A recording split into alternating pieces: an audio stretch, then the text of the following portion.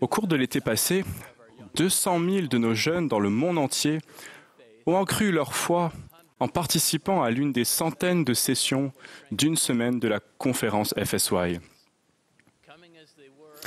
Au sortir de l'isolement de la pandémie, pour beaucoup, le fait même d'y assister était un acte de foi au Seigneur. De nombreux jeunes participants semblent suivre une même courbe ascendante vers une conversion plus profonde. À la fin de leur semaine, j'aimais leur demander « Comment ça s'est passé ?» Parfois, ils me répondaient quelque chose de ce genre. « Eh bien, un lundi, j'étais très fâché contre ma mère parce qu'elle m'avait obligé à venir. Je ne connaissais personne.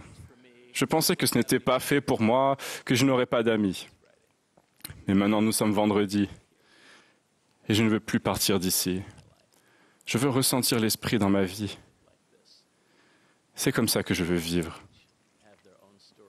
Chacun d'entre eux a sa propre histoire à raconter, de moments de clarté, de dons spirituels déversés sur eux et les portant le long de cette courbe de progression. Cet été de conférence FSY m'a transformé. Moi aussi, lorsque j'ai vu l'Esprit de Dieu répondre sans relâche aux désirs justes venant du cœur de ces innombrables jeunes qui ont tous trouvé le courage de faire confiance au Seigneur en passant une semaine sous sa garde. Pareil à des navires d'acier en mer à la coque rutilante, nous vivons dans un milieu spirituellement corrosif, où les convictions les plus étincelantes doivent être entretenues avec soin, de peur qu'elles ne s'érodent et ne se corrodent, puis tombent en miettes. Quel genre de choses pouvons-nous faire pour entretenir le feu de nos convictions ? Des expériences comme les conférences FSY, les camps, les réunions de Sansen et les missions peuvent contribuer à fortifier notre témoignage, nous conduisant par des courbes de croissance et de découverte spirituelle vers des lieux de paix relative.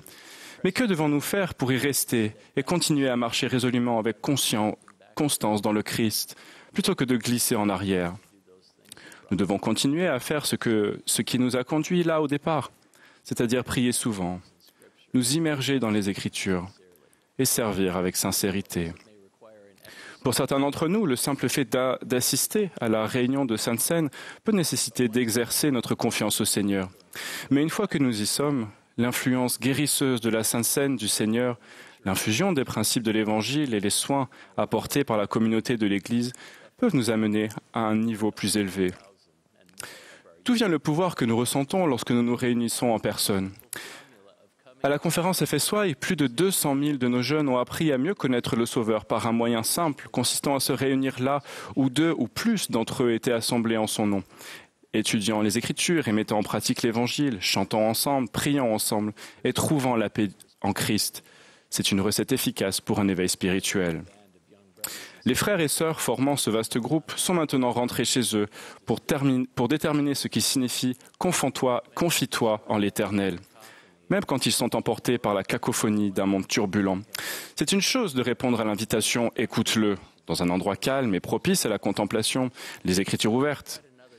Mais c'en est une autre d'être un disciple dans ce tourbillon de distractions où nous devons lutter pour l'écouter, pris dans le brouillard du doute de soi et de la confiance chancelante.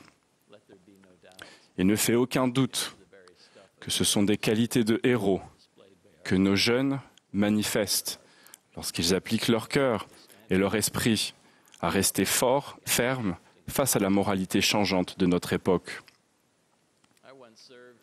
Que peuvent faire les familles dans les foyers pour donner suite à cet élan créé lors des activités de l'Église?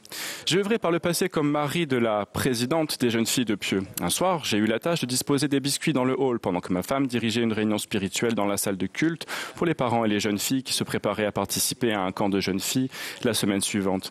Après avoir expliqué où il fallait aller et ce qu'il fallait apporter, ma femme a dit « Mardi matin, quand vous déposerez vos filles au car, serrez-les fort dans vos bras et dites-leur adieu parce que elles ne reviendront pas. » J'ai entendu quelqu'un pousser un cri, puis je me suis rendu compte que c'était moi.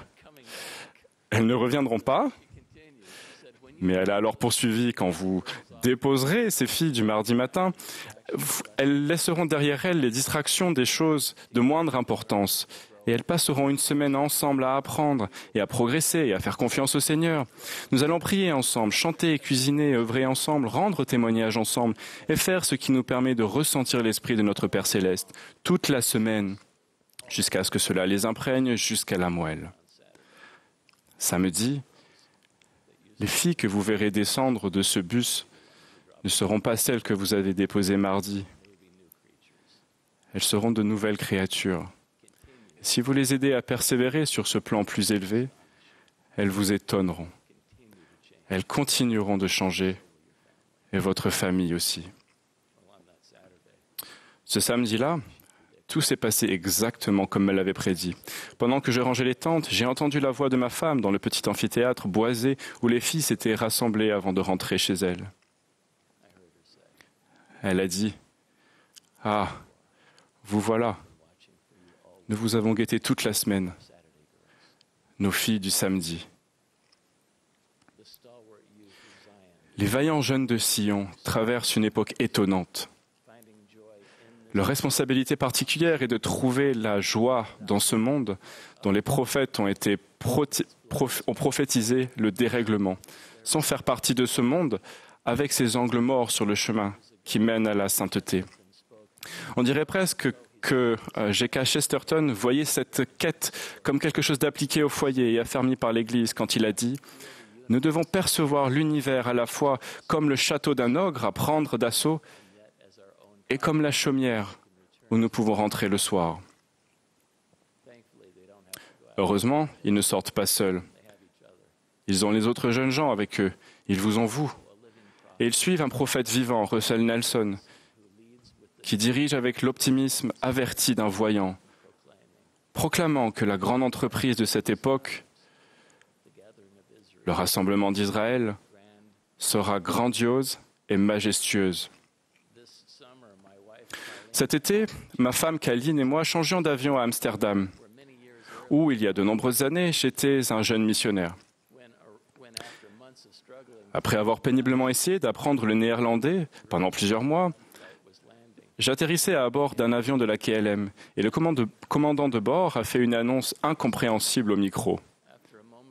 Après un moment de silence, mon collègue a marmonné « Je pense que c'était du néerlandais ».